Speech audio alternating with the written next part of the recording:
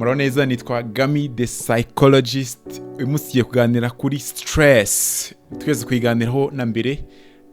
Uyu munsi ndashaka kugira ngo twibande ku buryo stress ishobora kwangiza ubuzima bwawe. Nzi ko hari abantu benshi bibaza bati ese ibibazo ngira by'ubuzima byaba byaraturutse kuri stress. Cyangwa umuntu ushobora kurwara igifu akajya kwa muganga abwira ati igifu giterwa na stress, cyangwa se umuntu agasanga ararwaragurika.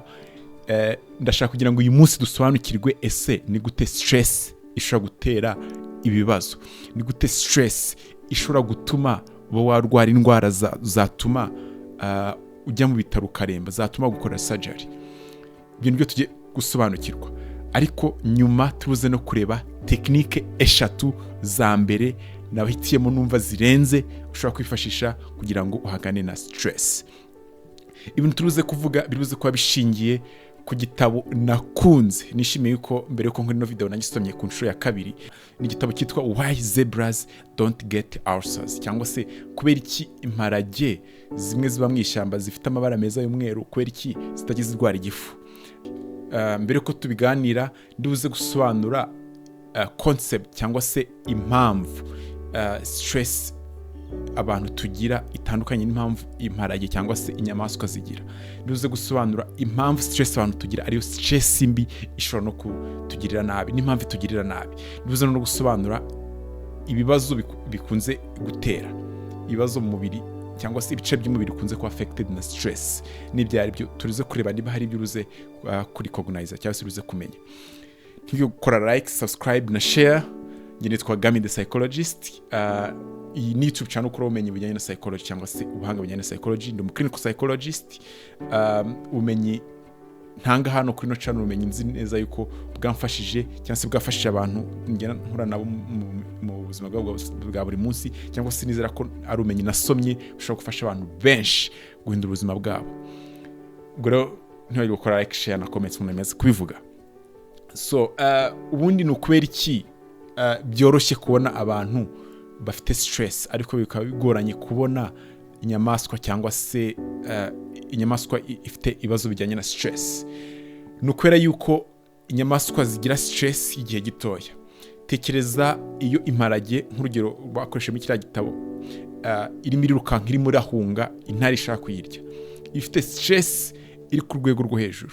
Iyo stress ikintu gitangaje ni uko nta kintu itwaye, kubera yuko nidutekereza yuko yamparage yarokotse, intare itayiriye, ya stress iraza kugaruka kuri nomo, cyangwa se umuntu aze iyo nyamaswa ize kumva imeze neza nta kibazo. Ku bantu rero ho impamvu tuza kugira ibibazo ni uko tugira stress, hanyuma izo stress zikabaho for a long time, ikaba igihe kirekire. Ntabwo akenshi dukunze kugira ibibazo yuko wenda ikintu kirimo kiratwirukankaho, ahubwo tugira stress z'ibibazo bihora mu buryo bwa buri munsi. Ugasanga uruhangayikiye amasomo, agasanga uyu munsi niba ntize neza mpangayikishijwe n'amasomo nuko n'amanota nzagira.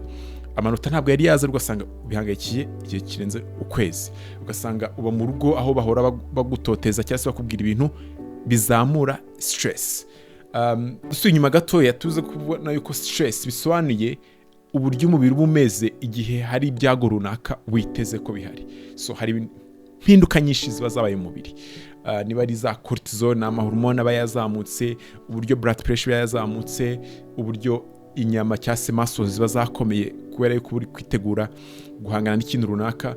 Hari impinduka miliyoni ziba zahindutse mu mubiri kubera yuko wagize stress runaka. Kwa kundi zebra ibiri kwirukanka, hari impinduka ziba zabaye kugira ngo igire izo mbaraga zituma yirukanka. So ku bantu izi mpinduka ziba no ku bintu bihoraho. Uhangayikishwe n'ikintu runaka, umuntu ahora ukubita, cyangwa se uri hafi kuvuga imbere y'abantu ugasanga ibyo byonyine byaguhangayikishije bizamuye ya system ya stress. Iyi system rero kuba yahoze iri active cyangwa se kuba yahoze izamuye nibyo bizatera ikibazo. Niyo mpamvu tuzasanga yuko bigoye kubona inka cyangwa se ihene cyangwa se imparage yarwaye ibibazo bituruka kuri stress nk'igifu. Kubera iki? Iyo stress zigira ni ndashonje cyangwa se reka mpunga ikintu kigiye kunyica.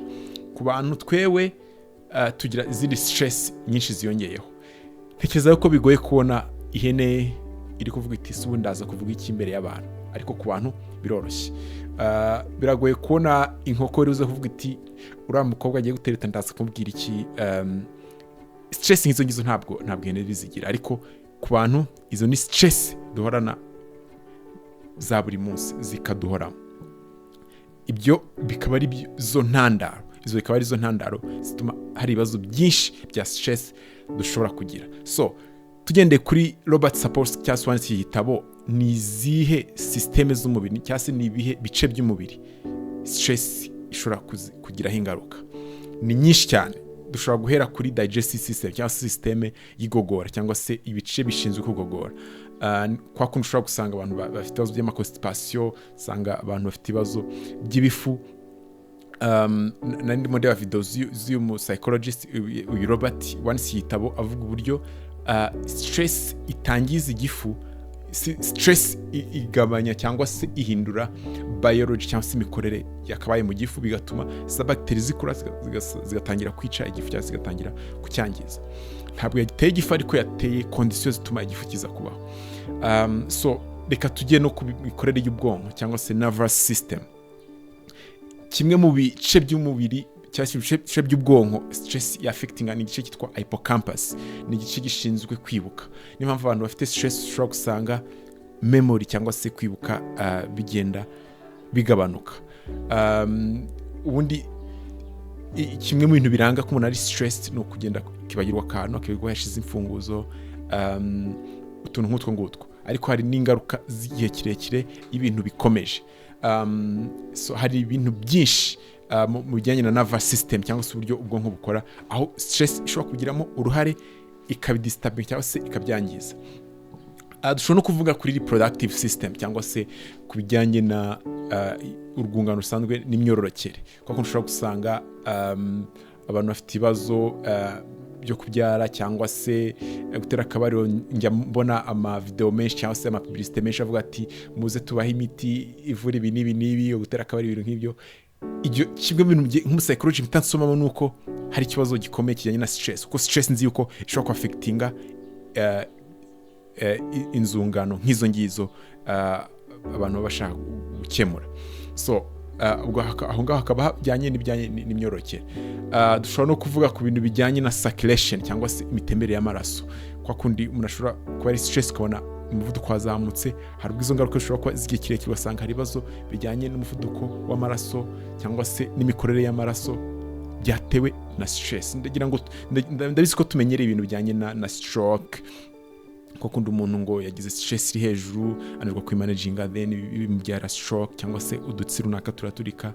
Usanga ni ibintu byinshi bikunze kubaho, bishobora kuba bifite intandaro ikomeye yaturutse kuri stress. Twibukiranye yuko ari stress y'igihe kirekire yabayeho. So hari ibintu byinshi stress ishobora kugiraho ingaruka. Uruhu, ugasanga umuntu afite uduheri tudakira twaturutse kuri stress. Mu nda hari organe zose z'umubiri zishobora kugiraho ingaruka na stress.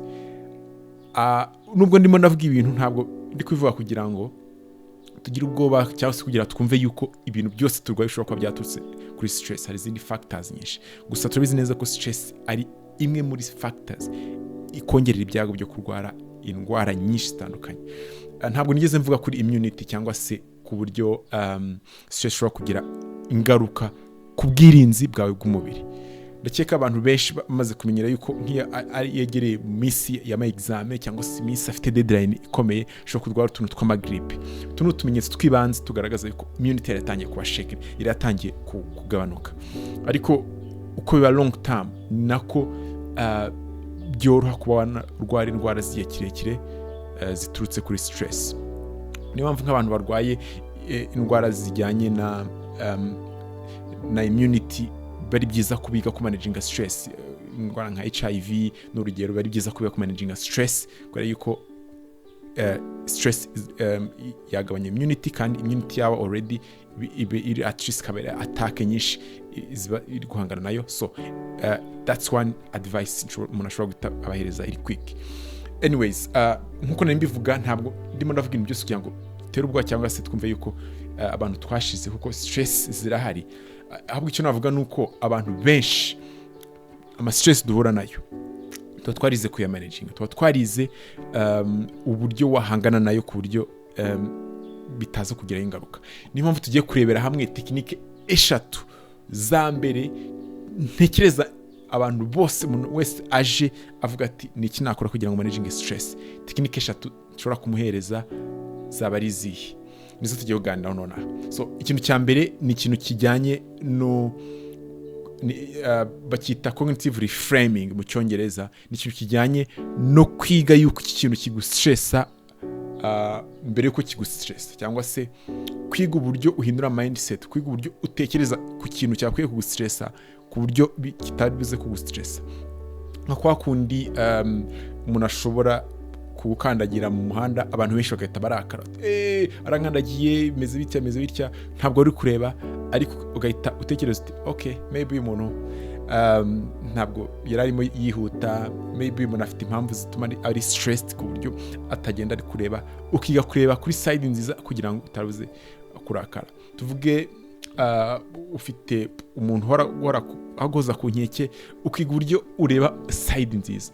Maybe ibintu bizanyigisha uburyo nahangana n'abantu bameze gutya, maybe nzigiramo gukomera, just kureba the right side nziza, nubwo utari buze guhindura situation, kureba side nziza iri buze kugufasha kutarakara mbere ko ikintu kiza kubaho. Ibyo bintu gufasha managing stress. Cognitive reframing cyangwa se kwiga kureba urundi ruhande rwiza ni kimwe bintu tuzarebaho, definitely tuzarebaho cyane mu buryo bwimbitse mu gihe kizaza. So ni utarakora subscribe, of course kora subscribe, kuko ini imwe muri tekinike nkunda cyane, numva yuko tuzakora ama video menshi. So indi tekinike na sharing right now ni ikintu kijyanye no kwiga kwemera cyangwa se kwakira ibintu uzi yuko utabasha guhindura.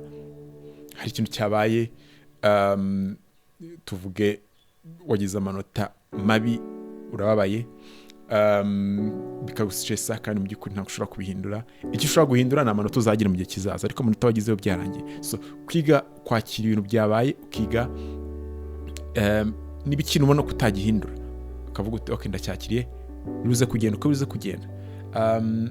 Yes, iyi ni tekinike nziza umuntu ayikoresha buri kintu cyose kibaye. Ni ukwiga gutekereza, ese iki kintu nagihinduraho iki, ni cyo kintu ntahindura.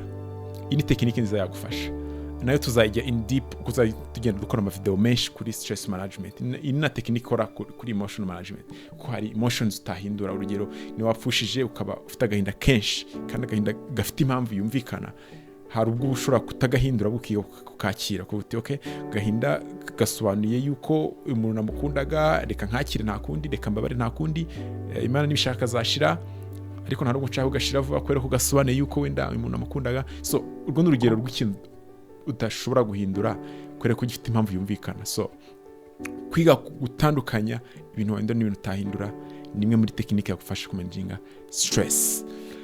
Indi tekinike ya gatatu nkunze kuri commending abantu ni tekinike zijyanye na mindfulness, cyangwa tekinike zijyanye no kwiga guturisha umubiri wawe. Harimo za meditation, harimo tekinike nka yoga, kwiga guhumeka, kwiga kuruhura muscles. Izi ni tekinike zifasha kuruhura, kuba calm cyangwa se gutuza, kubera yuko iyo umuntu afite stress, kimwe mu bintu umubiri uba wakoze ni ukudatuza, kuzamura uburyo umuvuduko ukora, imitsi igakomera. Niyo mpamvu abantu usanga banarwaye imitsi, guhumeka. Niyo usanga abantu barwaye ibibazo by'ubuhumekero nka za asthma, byanaturutse kuri stress, cyangwa stress yabigizemo uruhare. Kwiga uburyo waturisha umubiri, uburyo bwiza nkunze kubona bworoshye ni ukukoresha yoga. Hari abantu benshi nsigaye mbona hano mu Rwanda babitrainingamo, cyangwa se kwiga guhumeka, deep breathing, guhumeka umwuka wimbitse nkaho uri kwiruhutsa, ukabikora igihe gihagije kugeza igihe umubiri uruze guturiza. Hari amatekinike menshi ya mindfulness umuntu ashobora kwifashisha akaba yagufasha guturisha umubiri. Ubushakashatsi icyo nzi bwagaragaje ni uko iyo uturishije umubiri, urugero uturishije respiration yawe, uturishije muscles zawe n'intekerezo zawe, cyangwa se stress nazo zituza zikagabanuka. So iyo ni strategy nabonye nziza ifasha kugabanya stress, not just kuri level y'umubiri, no kuri level ya mind, cyangwa se level y'imitekerereze. Iyi akaba ari video twakoze ijyanye no kuri stress, ese hari ikintu wungutse, ese hari ubumenyi bushyashya wungutse, nakucalenjinga kugira ngo urebe ikintu kimwe kijyanye na stress management watangira gupracticinga. Dushobora kuba twakize cyangwa tutakivuze. Njye nzakomeza kuba ubumenyi buri high quality cyangwa se ubumenyi bufite ireme ryo hejuru bwatuma ubuzima bwawe buva kuri bumwe ukagera ku bundi. Njye nitwa Gami the Psychologist. Like, share, comment. Singire kubana na ubutaha. Ciao ciao.